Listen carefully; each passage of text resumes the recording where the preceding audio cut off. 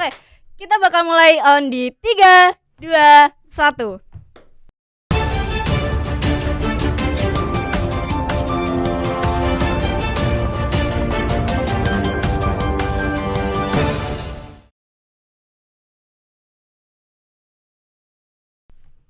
Halo Absterian, balik lagi di channel GG Price Education. Balik lagi bareng aku Fitria, dan kali ini aku nggak sendiri. Aku udah bareng sama teman-teman aku. Boleh perkenalan dulu guys. Oke, perkenalkan nama saya Axel aja. Ya, panggil aja Axel. Dan saya manusia. Oke. Lanjut. Dan kemudian saya Naufal. Ya, Naufal aja udah cukup. Oke. Oke. Halo semuanya, nama saya Ananda, bisa dipanggil Ananda atau Iva. Saya Sigma Girl. Asik. Oke. Dan juga kali ini aku bareng sama boneka kesayanganku namanya Gize. Halo semuanya. Halo. Lucu banget sih. Oke, apa kabar guys? Baik. Itu Ngantuk. pertanyaan template banget sih sebenarnya. Ya, cukupan lah. Ya. Ya karena Cukupan. Oke. ya karena pertanyaannya template, aku jawabnya biar nggak template, ya sudah ngantuk aku. Oke. Ya seperti warga Indonesia biasa kan, kalau misalnya itu mesti tanyanya apa kabar gitu kan. Oke. Di sini kita mau bahas tentang Gen Z. Dilihat dari muka-mukanya nih, muka-muka overthinking semua nih ya. Ya enggak sih? Ya. Kalian suka overthinking enggak? Betul. Ya, Tiap hari. aku nggak suka overthinking, tapi overthinking yang datang. Oke. Gimana tuh ceritanya? Ya, pada zaman dahulu kala saat dunia Aduh, ini- dongeng panjang. Singkat. Oke. Ya, overthinking itu biasanya datang, kalau aku ya, datangnya itu setiap malam. Oke. Jadi kalau aku malam tuh nggak bisa tidur, jadi insomnia karena overthinking tuh tiba-tiba datang gitu loh. Pikiran-pikiran yang membuat aku khawatir, semuanya itu datang tiba-tiba menghantam pikiran. Ya namanya pikiran, aku juga susah buat ngaturnya. Jadi pada akhirnya biasanya malam-malam ya aku nggak bisa tidur, sehingga besoknya saat berkegiatan aku tidur malah. Oke. Biasanya overthinking enggak, Naval? Overthinking sih kalau apa ya, banyak kerjaan aja. Kalau sudah santai sama aja sih, gak ngaruh ya. Kalau santai malah bingung ini. Enaknya ngerjain apa ya? Kok kan bosen ya. Bener-bener. Kan gak enak.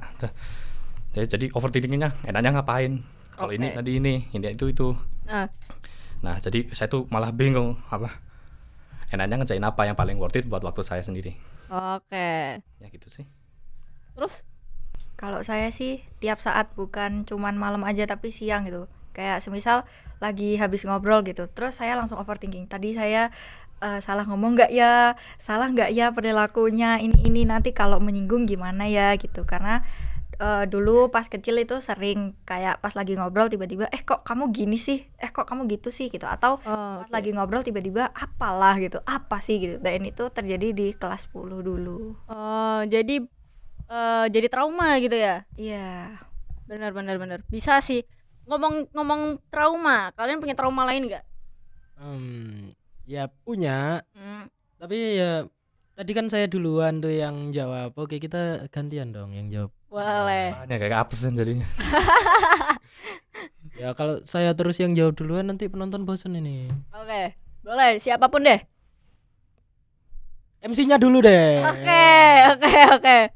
Aku juga punya cukup trauma dulu waktu SMP, masa puber ya. Itu kan kita benar-benar berubah drastis sifat kita. Dulu aku anaknya kepoan. Jadi sekarang kalau misalnya ada orang kepo ke aku juga kadang kayak ngerasa ngapain sih dia kepo banget gitu loh. Jadi nyari sih. Dan itu juga yang aku lakuin ke orang-orang sekitarku dan buat mereka risih gitu. Jadi itu benar-benar pelajaran yang aku dapat banget, itu pelajaran berharga. Kalau sama orang lain itu jangan terlalu kepo atau ikut campur urusan mereka gitu. Oh iya. Karena nggak semua orang juga pengen urusan dicampur kan. Iya benar. Semua Setuju. ada batasannya. Nah, Benar. bagus sekali jawabannya. Oke. Yuk lanjut. Nah, untuk saya nih traumanya itu biasanya kalau masalah itu melibatkan orang lain atau enggak itu melibatkan uang. Kalau masalahnya ke diri saya sendiri gak masalah karena saya sendiri kan yang bakal ngurus. Misalkan tadi pagi itu saya nabrak orang nyerempet dikit. Oke. Nah, untungnya dua-duanya itu masih kalem ya, saya kalem, dia kalem. Nah, jadi saya nggak masalah, tapi datangnya itu trauma, jadi rasanya nggak enakan gitu. Tadi malah juga nggak sempet minta maaf tuh sama mbaknya tadi. Jadi ya dua-duanya langsung pindah arah, saya belok kanan, dia lurus, udah nggak ketemu lagi. Oke. Oh. Sampein ke kamera Kak, siapa tahu kakaknya nonton. Ya benar. Silakan. Ya minta maaf dong. Ya buat mbaknya yang tadi ya. Ya tadi pokoknya yang di Jalan Tidar seterusnya yang ada jembatan itu, pas naik aku nabrak kan, aku naik motor Vario, yang mbaknya naik Suzuki apa itu ya, kopling pokoknya ya, mohon maaf ya. Oke, siap. Mbaknya keren sekali pakai kopling, Mbah. Wah, mantap. Jarang kan itu Iya makanya. perempuan kopling. Hmm. Terus Aksa sendiri punya trauma nggak? Aku punya trauma cukup banyak malah. Cuma di sini aku bakal ngomongin trauma yang ini aja deh. Aku tuh trauma sama yang namanya pengkhianatan.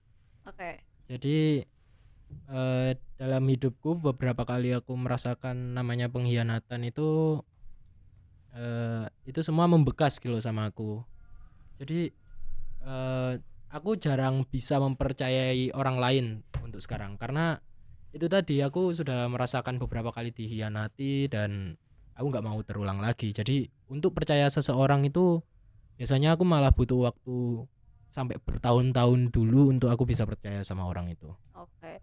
Itu trauma yang sangat dalam gitu ya jadinya. Iya sih, cukup dalam ya. Gen Z sendiri kita udah pasti tahu kan kalau kita itu dicap sama gen-gen sebelumnya itu punya masalah mental health. Iya. Benar. Sebenarnya itu kalau dari aku sendiri mikirnya itu kebanyakan terjadi karena lingkungan. Bener nggak sih? Iya, Benar. cukup benar. Maka kita itu dapat banyak banget pelajaran hidup dari lingkungan sekitar gitu kan. Kita ditekan sama orang lain gitu kan. Dari ekspektasi juga yang nggak bisa kita penuhi. Itu juga kita pastinya tertekan. Pernah nggak kalian ngerasa kayak gitu? Sering. Sering. Apalagi yang untuk ekspektasi itu saya kayak harus penuhi, kalau nggak saya nanti nggak puas gitu. Jadinya malah maksain diri sendiri, Iya, sakit jadi sendiri gitu kan.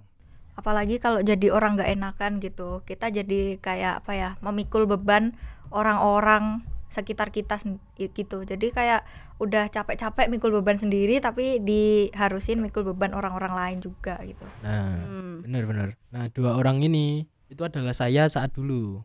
Itu loh. itu adalah saya saat dulu. Literally me ya. Literally me. Beneran dua orang ini, Anda dan Anda ini ya, Noval dan Nanda. Itu dua-duanya kayak saya yang dulu. Cuma sekarang karena ada satu dua kejadian sehingga membuat saya saat ini tuh jadinya ini loh bodoh amat banget, bodoh amat minta ampun sudah. Jadi ada bahkan kalau misalkan orang lain misal gini nih, biasanya kalau misalkan kita lihat ada orang yang orang mungkin ngemis tapi dia mungkin kita lihat agak sebutannya difabel gitu. Nah kayak gitu itu biasanya kayak orang-orang di sekitarku, di dekatku, kayak mungkin saudara atau temenku gitu bakal ngomong, ih kasihan kamu, ada duit nggak itu buat ngasih itu. Ya mungkin aku bakal ngasih duitnya, tapi kalau misalkan dia ngomong perasaan, aku nggak kayak mereka yang kasihan gitu. Tapi kalau aku malah ya orang itu punya kekurangan, orang itu nggak punya sesuatu, ya mungkin tangannya dia nggak punya tangan gitu, aku ya nggak peduli, hidupmu bukan hidupku. Aku kayak gitu, aku nggak peduli minta ampun. Iya juga sih kan, capek ya, energinya habis gitu buat itu. Padahal energi yang kamu habiskan untuk orang lain, malah orang lainnya tuh nggak mengapresiasi jadi nggak kasih feedback juga gitu kan. Benar. Itu dia yang bikin aku bodo amat sekarang nih. Oke. Move, kita bahas tentang karir. Di sini ini masih kelas 11. Terus kalian berdua kelas 3. Habis ini mau lanjut kerja atau kuliah? Saya sih kuliah ya. Kuliah. Saya kerja. Oke, kerja. Alasannya apa? Kalau dari saya ya, aduh ngomongnya saya, dari aku, Ya. dari aku tuh kenapa milih kerja karena aku punya tanggungan adik, aku punya saudara Mm. 2 dan itu cewek semua dan masih kecil-kecil, yang satu masih SMP, yang satu masih SD. Jadi aku milih kerja adalah biar aku bisa apa namanya membiayai adik-adikku gitu loh buat sekolahnya, Ya, aku benar. bisa membantu gitu. Aku bahkan berpikir aku bodo amat, aku nggak usah kuliah gak masalah, yang penting adik-adikku pendidikannya tinggi. Mm. Jadi ya gitu, pokoknya apapun buat adikku. Jadi sekarang aku bakal kalau habis lulus bakal kerja sih. Oke. All in keluarga berarti ya. Oh. Yoi. Karena emang keluarga sepenting itu sih Yoi, bener banget. semua orang ya. Ya. Kuliah kenapa? Kalau aku sih ya, simpelnya sih disuruh mama gitu. Oh, Kan saya nurut mama karena mama selalu benar. Kalau dibantah pasti ya jangan. Untuk jawaban panjangnya itu biar karir saya nanti kerja nanti biar lebih apa ya? Biar masuknya lebih mudah dan juga apa?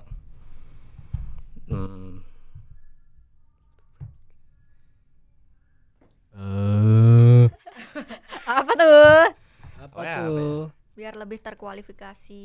Ya mendapatkan kualifikasi sama pengalaman kan. Mm. Dan nanti dari 2 itu jadi saya bisa dapat apa ya? Pekerjaan yang lebih mudah. Bukan Apa tuh? pekerjaan lebih mudah apa ya? Ya lebih layak. Bukan layak sih.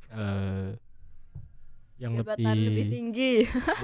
Wis. Ya, jabatannya lebih lumayan lah daripada Ya, yang benar, dari benar. start dari nol gitu kan. Nah, soalnya bisa. kalau misalnya kerja kita lulusan SMK sama S1 itu kan juga udah beda banget kan bayarannya. Cuman di sini saya dapat apa ya, pernah lihat konten YouTube gitu membahas tentang Gen Z yang katanya itu sering dimanfaatin sama industri.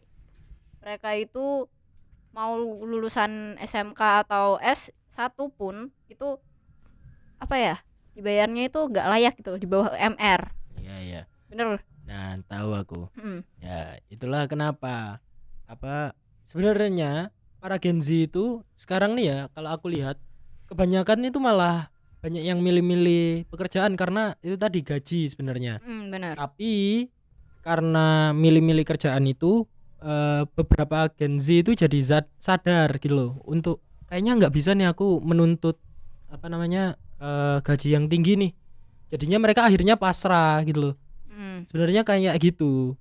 Sebenarnya kalau Gen Z kalau misalkan lebih kreatif lagi itu bisa apa namanya bisa dapat yang lebih tinggi sebenarnya. Oke, lanjut Mbak Nanda, itu tadi. Oke, tapi kalau saya pernah baca-baca di mana gitu katanya Gen Z itu malah apa ya? Sekarang itu disiplin gitu loh. Kalau generasi-generasi di atas kita kalau kerja bosnya belum pulang kan katanya nggak usah pulang dulu lah, malu masa bos belum pulang kita udah pulang gitu. Tapi kalau Gen Z itu beberapa udah sadar gitu loh Kak, kayak ya ngapain aku digaji aja cuma sampai jam segini, kenapa aku kerja lagi gitu loh. Oke. Masih beberapa aja karena yang lain itu masih menganut budaya generasi-generasi lalu kayak yang merasa nggak enakan gitu.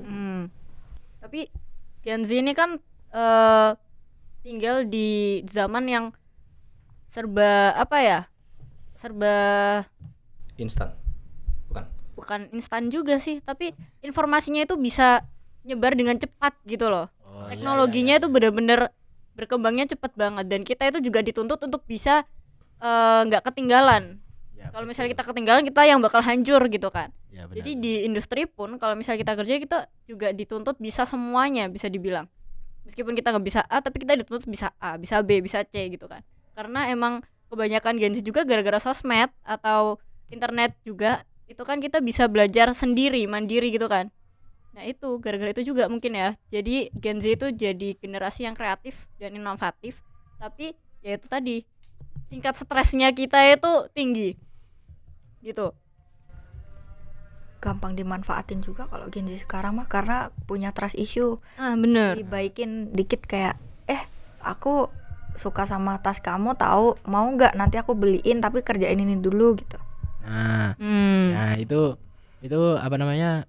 Itu manipulasi gitu loh. Jadi sebenarnya nih kalau misalkan dibilang Gen Z tadi ngomong nggak enakan atau gampang dimanfaatkan. Nah, disitulah kenapa kita para Gen Z ini harus belajar yang namanya ilmu manipulasi. Manipulasi itu nggak selalu untuk hal buruk. Memang kalau kita ngomong kata manipulasi konotasinya emang negatif toh. Tapi sebenarnya manipulasi itu juga bisa membuat dampak positif gitu loh. Contohnya kayak gimana? Contohnya manipulasi untuk sesuatu yang positif itu kayak gini loh.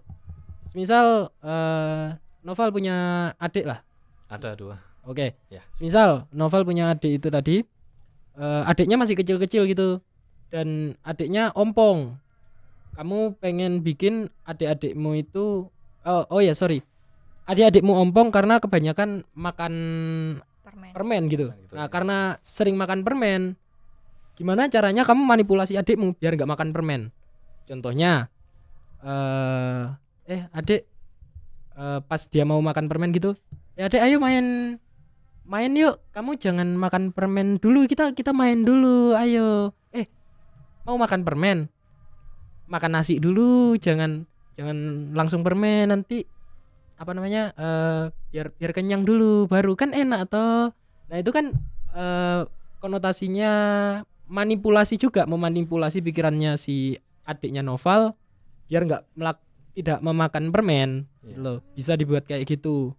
Sebenarnya kalau kita mau membahas ini lebih rumit lagi, tapi ya kita bahas garis besarnya aja. Benar. Dan manipulasi juga kalau misalnya kita lakuin ke diri sendiri dalam hal yang positif, itu juga bisa jadi self care. Ya, Betul. bisa, sangat bisa. Benar kan? Bisa. Di sini aku juga udah ada artikel penelitian dari Amerika. Katanya itu Gen Z itu adalah generasi yang paling stres. Nah, jadi emang udah ada artikelnya juga gitu. Ada penelitiannya kalau emang Gen Z itu gen yang paling stres. Tingkat stresnya tinggi gitu kan. Kalau menurutku sih ya, kalau misalkan dibilang Gen Z itu salah satu yang paling stres, enggak juga menurutku. Kalau misalkan dibilang paling stres, enggak juga. Ya kamu bayangin aja, mungkin the boomer atau yang di bawahnya lagi, yang dia itu hidupnya di zaman perang loh. Apakah mereka enggak merasa stres? Ya sih. Nah, sebenarnya kalau kita ngomong Gen Z itu paling stres, enggak juga. Cuma memang karena kita mengalami sekarang ini Gen Z kan banyak tekanan itu tadi kan. Nah, aku bisa bilang kalau misalkan Gen Z ini generasi yang stres, bukan paling stres. Jadi cukup bilang Gen Z itu generasi yang sangat yang berat ataupun yang melelahkan. Oke, tapi kalau paling melelahkan, paling stres, aku nggak setuju. Oke. Ada pendapat lain? Gimana, Kalau guys? boleh tahu lanjutannya artikel itu apa? Kan cuma judulnya doang tuh. Bentar. Kondisi ini juga berkaitan dengan karakter Gen Z yang tidak memiliki batasan dengan individu lain. Situasi yang dihadapi para Gen Z ini menyebabkan mereka tumbuh menjadi pribadi yang labil akibat terpaan informasi yang tanpa filter, cepat berubah dan serta tak pasti. Karena ya informasi dari internet itu tadi kan. Jadi banyak yang masuk ke mereka gitu tanpa filter juga. Apalagi kalau emang anaknya itu nggak bisa ngefilter, jadi semuanya pasti masuk tuh. Ya, itu. Tuh, baik buruknya pasti masuk. Itu bahayanya hari ini tuh bahaya kita tuh ada di situ gitu loh. Sesuatu yang kita anggap Canggih. Oke, maaf aku kelekean. Sesuatu yang kita anggap sebagai teman, sesuatu yang kita anggap sebagai hiburan, sesuatu yang kita anggap untuk mencari ilmu bahkan ini juga bisa membahayakan kita gitu loh. HP, laptop, internet itu semua juga ada bahayanya. Jadi kalau misalkan ada orang tua, kalian pernah dengar gak sih orang tua ngomong gini, kita itu lagi dijajah sama HP ini. Pernah nggak yang pernah dengar gitu? Ya dulu gitu. Nah, Sekarang kayak relate gitu ya ternyata. Nah, Iya. karena memang itu tadi kayak hoax dan sesuatu yang buruk itu juga ada di sini, nggak cuma sesuatu yang baik. Itu menurutku ya. Kalau misalkan ada yang mau membantah boleh aja, kita berdebat di sini boleh loh. Oke. Benar sih, aku setuju banget sama pendapatnya Axel. Dan dari internet juga kita jadi tahu banyak informasi dan Gen Z ini ternyata anaknya itu cukup peduli sama lingkungan sekitar. Kayak mungkin ada perubahan entah itu politik atau apapun, biasanya kan suka ikut-ikut bahas gitu kan, Ya. menyuarakan pendapatnya. Menurut kalian gimana tuh? Bagus nggak sih? Ya, kalau untuk yang ini saya berikan ke teman-teman kita karena tadi di awal saya sudah bilang saya nggak peduli. Oke, Saya orangnya bodo amat. siap. Kalau kalian sendiri itu nggak sih? Biasanya ikut-ikutan menyuarakan nggak? Ikut.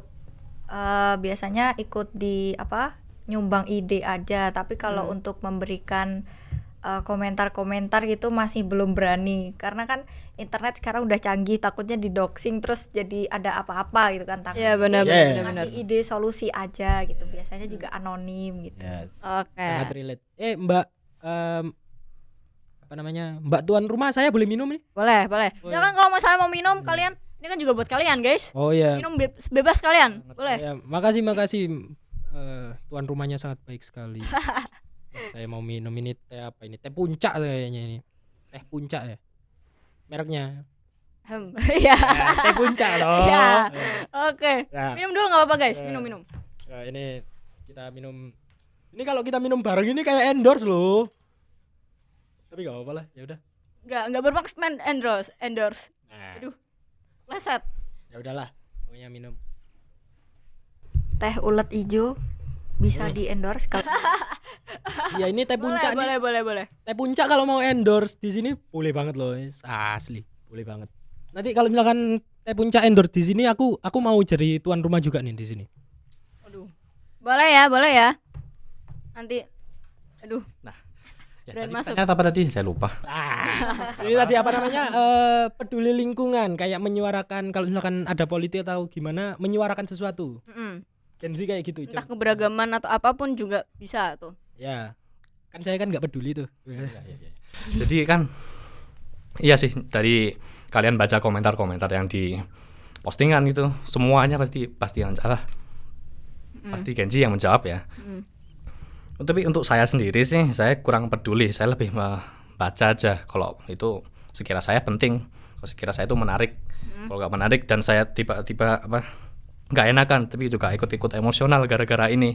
Kan saya juga capek-capek, padahal cuma gara-gara itu doang. Kan Benar-benar. energinya bisa beri yang lain. Jadi bermanfaat. Oke.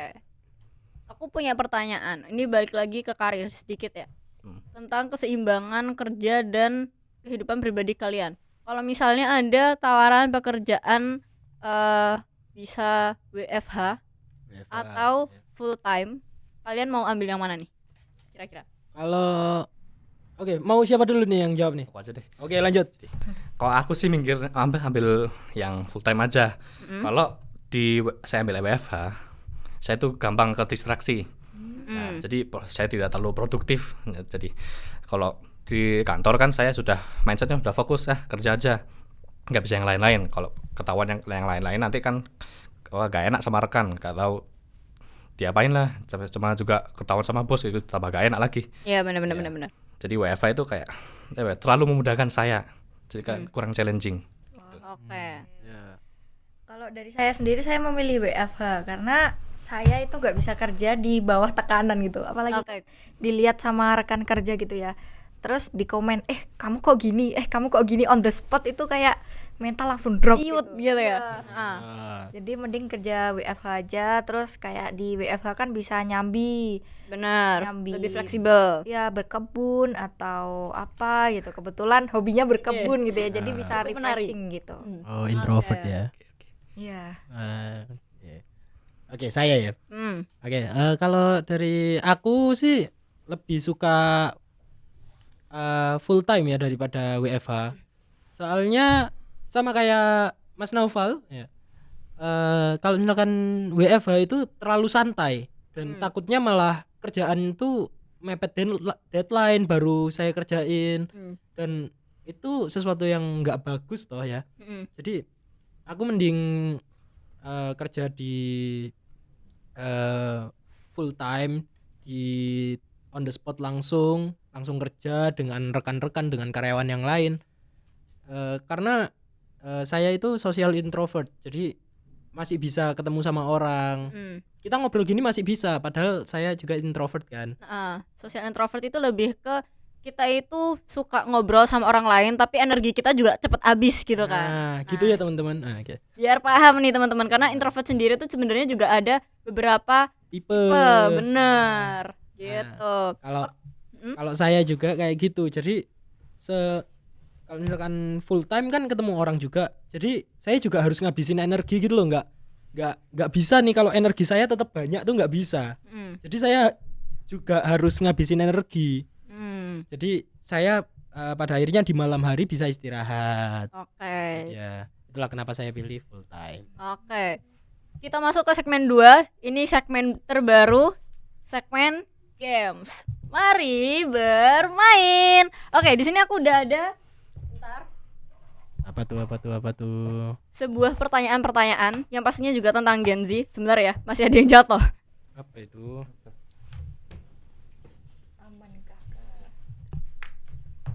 Aman. Wih. sorry, nggak sengaja. Jadi di sini setiap anak bakal ambil satu persatu terus dijawabin. Aduh, ini ada yang agak kebuka, guys. Dirapetin lagi dong. Udah deh. Siapa yang mau duluan atau gambreng? Siapa? Oke. Mas Noval. Oke, boleh dibuka terus dijawab. Tak kirain bareng-bareng semuanya ambil dulu habis. Oh, gitu. Boleh. Mau gimana? Ya udah kayak aku udah saya, Pak. Oke. Oke, jadi aku dapat apa peran fleksibilitas jadwal kerja dan opsi jarak jauh dalam keseimbangan kehidupan kerja bagi generasi Z. Seperti dari apa ya? Poinnya ini banyak ini.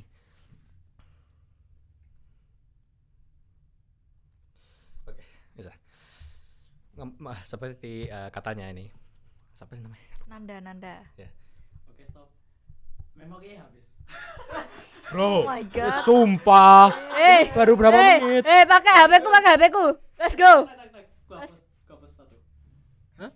Gah, Maksudnya? Gila kan. 17 menitan loh kita itu tadi. Bayangin berapa giga.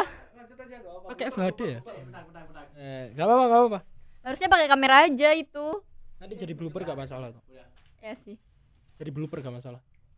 jadi apa ya? Perannya fleksibilitas dalam jam kerja itu kalian bisa memilih waktu untuk kalian yang untuk melakukan hal yang kalian inginkan. Sepertinya kayak hobi tadi kan berkebun ya. Iya. Ya suka banget tuh.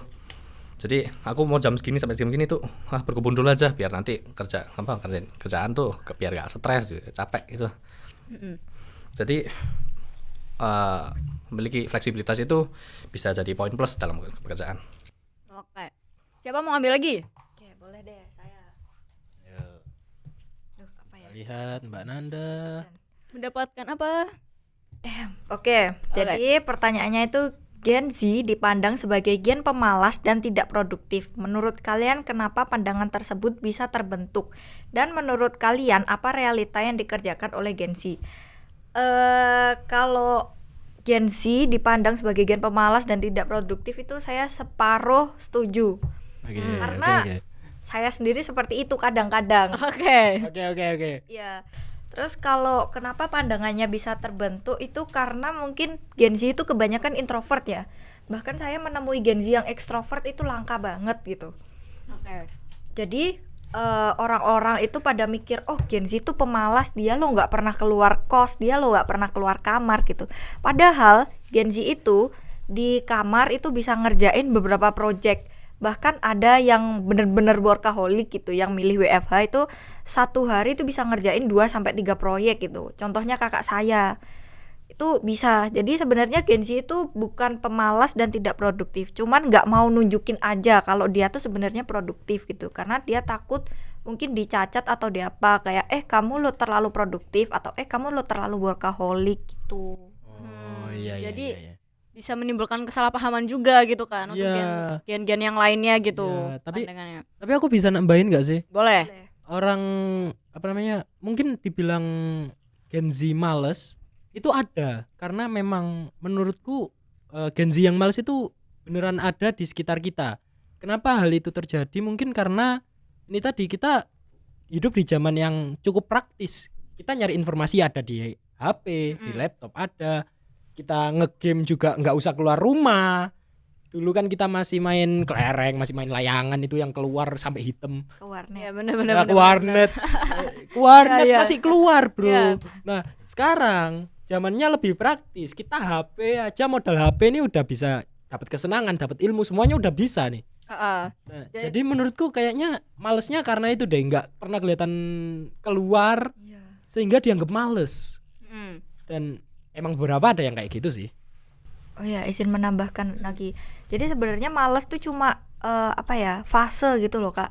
Jadi nggak seluruh hidupnya tuh malas gitu loh. Seumur hidup itu malas. Jadi kayak mungkin sosial energi kita lagi drop banget gitu. Kita butuh recharge gitu. Jadi kayak kita cuma diem aja di kamar tiduran 24 jam gitu, besoknya tuh bisa seger lagi. 24 jam sangat-sangat 24 jam. gimana gitu ya. Tapi kalau dia ngomong 24 jam aku masih oke-oke aja. Soalnya aku pernah 48 jam kayak gitu Wow. diem di kamar doang, pernah. Bahkan nggak melakukan apapun. Wow, kok bisa? Makan nggak makan. Kok bisa? Aku nggak bisa sih kayak gitu. Aku nggak tahu Gabut ya. banget. Ya mematung aja. Dan bukan tidur, mematung nih. Mikirin sesuatu pasti. Enggak, Kosong. kosong. Relate. Kok Bisa. bisa sih? Bisa kosong. Kamu tahu ngelamun toh? Iya. Nah, itu Tapi kayak- kalau ngelamun kan mikirin sesuatu. Nah, tapi lo enggak, kalau mikirin sesuatu beda lagi. Kalau ngelamun itu biasanya kalau misalkan kamu mikirin sesuatu, Hah? bentuknya kayak ngelamunku toel gitu. Hey Fit, mikirin apa? Nah, kamu tahu tuh habis mikirin apa. Kalau ngelamun kamu di toel, Fit, mikirin apa? Enggak tahu. Nah, itu ngelamun. Oke. Nah, itu ngelamun. Nah, itu aku pernah tuh 48 jam ngelamun dan masih hidup. Wow. Relate. Soalnya itu ada kayak apa ya, Kak? Itu termasuk gangguan mental gitu loh. Iya. Jadi tuh kita ngerasa waktunya itu singkat gitu, kayak cuma 3 jam, tapi ternyata 3 hari. Iya. Wow. Bisa kayak gitu. Wow. Soalnya aku juga kayak gitu. Baru tahu aku ada kayak gituan. Ya. Oke, giliran Axel. Bebas. Ya nggak digituin juga dong, bro. Astaga. Cap, cip, cup. Ya tambah hoki gak apa-apa itu. Ya udah, boleh deh. Ini doanya pakai apa ya? Yes, bismillah. Ambil satu deh. Masukin lagi. Boleh milih nggak ya? Kan aku hostnya. Milih. Privilege. Boleh. Sama semua. Aku dulu. Oke, Atau kamu dulu? kamu dulu deh. Oke. Seberapa besar pengaruh pengalaman masa lalu dan trauma terhadap krisis identitas di kalangan Gen Z? Oke, ini pas banget pertanyaannya buat aku ya. Ya, karena Gen Z kan juga ada masalah krisis identitas yang sangat besar kan ya. Ya, bisa. Kalau ditanya seberapa besar pengaruh pengalaman masa lalu dan trauma itu, bener-bener pengaruh banget sih, beneran pengaruhnya minta ampun menurutku, karena itu yang membentuk para Gen Z ini yang mungkin yang introvert, yang suka mengurung diri. Mereka mengurung diri, kenapa kok bisa sampai kayak gitu? Mungkin karena masa kecilnya itu dia langsung dikasih HP. Itu kan pengalaman juga, langsung dikasih HP, atau pas kecil dia pas keluar dimarahin. Kita dulu, kalau aku pernah tuh soal itu main kelereng tuh, tiba-tiba bukan kelereng, main warnet. Nah, itu pernah tuh main warnet, disamperin sama nyokap, bawa sapu, dijewer nih, dibawa pulang ke rumah. Itu udah malu, sakit, sama terus harus ninggalin temen. Wah, itu sakit banget. Dan itu pengaruhnya adalah, sebenarnya itu nggak terlalu pengaruh sih contoh yang tadi, tapi beberapa pengalaman masa lalu dan trauma ini benar-benar pengaruh. Contohnya kayak saya itu karena ini boleh cerita agak pribadi nih. Boleh, terserah. Karena pernah merasa nggak punya orang tua. Mhm. Ya, saya masih punya orang tua sampai sekarang, tapi pernah merasa nggak punya orang tua, jadi saya merasa kayak harus menghidupi diri sendiri gitu loh. Aku harus menghidupi diri sendiri dan adik-adikku. Jadi aku yang masak, aku yang cuci baju, apa-apa kayak rumah tangga tuh aku yang melakukan gitu loh. Kamu yang ngurus. Aku yang ngurus. Jadi Dan di situ akhirnya sifat feminimku pun terbentuk. Jadi sebenarnya sebelum kayak gini bentukannya aku nih, aku kayak gini sebelumnya itu feminim minta ampun. Aku bahkan melambai. Dulu tuh kayak sebutannya bencong lah, bencong tuh. Nah itu dulu tuh aku bencong sebenarnya. Cuma sekarang karena udah dilatih sama seseorang lah, aku pernah dilatih sama saudara nggak kandung, tapi jadinya sekarang aku akhirnya ada sifat cowoknya. Itulah. Jadi seberapa pengaruh pengalaman masa lalu dan trauma terhadap krisis identitasnya Gen Z sangat mengaruh. Kayak itu tadi, krisis identitas, harusnya aku kan cowok terus jadi melambai gitu kan. Jadi feminim. Nah, feminim. Nah, kalau krisis identitas sekarang udah enggak. Sekarang aku udah berani sudah berani menjadi diri sendiri, sudah berani karena aku bisa memanipulasi diriku sendiri. Nah, seperti itu. Keren. Kalau boleh tahu nih caranya manipulasi diri sendiri tuh gimana untuk hal yang positif? Untuk memanipulasi diri sendiri untuk hal positif itu adalah ini nih. Kalian mungkin beberapa dari kalian ya teman-teman, mungkin di sini juga ada yang pernah lihat di TikTok. Ada yang bilang kayak gini. Saat kamu bangun tidur, meskipun dirimu cuma tidur 1 jam ataupun bahkan kayak nggak nyenyak dan capek, tapi saat kamu bangun tidur langsung kamu berkata, wih aku tidur nyenyak banget. Nah itu bisa membuat dirimu membuat dirimu lebih semangat. Padahal kamu sebenarnya nggak nyenyak tidurnya. Sebenarnya masih capek Masih gitu capek. kan. Tapi kalau kamu langsung bangun dan kata pertama ngomong langsung, wah aku tidur tadi nyenyak sekali. Nah itu bisa memanipulasi diri sendiri. Kalau misalkan kalau dari aku itu kalau memanipulasi diri sendiri biasanya memanipulasi untuk tidak menyakiti orang lain, karena aku punya kecenderungan saat aku mendapatkan pengalaman buruk dari orang lain dikit aja itu aku udah pengen balas dendam dan pengen menyakiti lebih dari yang mereka lakukan kepadaku. Jadi aku manipulasi, enggak, paling mereka enggak jahat. Itu sebenarnya buat melindungi orang lain kan. Iya, relate. Nah itu termasuk positif toh. Kayak gitu. Jadi tekniknya itu kita positive thinking aja. Ya. Apapun meskipun semuanya buruk kita positif. Ya. Tapi diingat kalau misalkan berlebihan juga mikir memanipulasi secara positif sampai selalu positif kayak gitu juga nggak baik. Ingat sesuatu yang berlebihan Itu Tidak baik. tidak baik. Apapun itu, kalau berlebihan nggak baik. ya. Jadi tetap harus realistis gitu ya. Iya. Ya. Benar banget. Oke, pertanyaan selanjutnya dari aku. Apakah Anda setuju dengan pandangan bahwa Gen Z cenderung kurang sopan santun kepada orang yang lebih tua? Mengapa atau mengapa tidak? Mengapa setuju atau mengapa nggak setuju gitu? Jadi kita semua yang jawab gitu. Enggak sih. Anda Kalau misalnya mau jawab juga nggak apa-apa gitu. Ya tuan rumahnya jawab dulu lah. Nanti kita mungkin nambah-nambahin aja. Oke. Kalau dari aku sendiri itu setuju nggak setuju sih, karena tergantung sama lingkungannya. Balik lagi, didikan dari orang tua terutama itu sangat ngaruh. Kalau misalnya di suatu daerah itu emang para orang tua atau lingkungannya emang udah nggak baik, itu ngaruh banget ke anaknya itu. Jadi dia kemanapun itu juga bakal membawa pengaruh buruk itu gitu.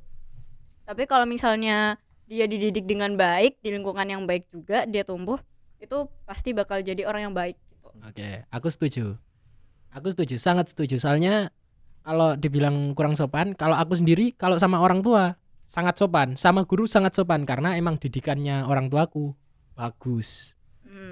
Karena didikan orang tuaku tuh bagus. Selalu kalau ada orang tua, kamu nunduk atau kamu bicaranya pelan, jangan sampai keras. Nah bisa kayak gitu. Okay. Ya sih, paling benar sih itu. Memang paling ya saya setuju lah pokoknya. Ya. Setuju sekali ya Mas Novel ya. Kayak sangat setuju gitu. Oke, terima kasih buat teman-teman semuanya yang udah sharing-sharing. Mau nambahin? Silakan. Oh, enggak. Masih mau Oh, nambahin? enggak. Oh, Kirain mau nambahin. Oke, terima kasih buat semuanya. Axel, Naufal maupun Nanda udah sharing-sharing bareng kita. Semoga apa yang kita bicarain gitu, kita sharing ke kalian itu bermanfaat gitu ya. Sampai jumpa di video-video kita yang lainnya. Tumbuh kembang bersama GG Prize Education. Dadah. Bye.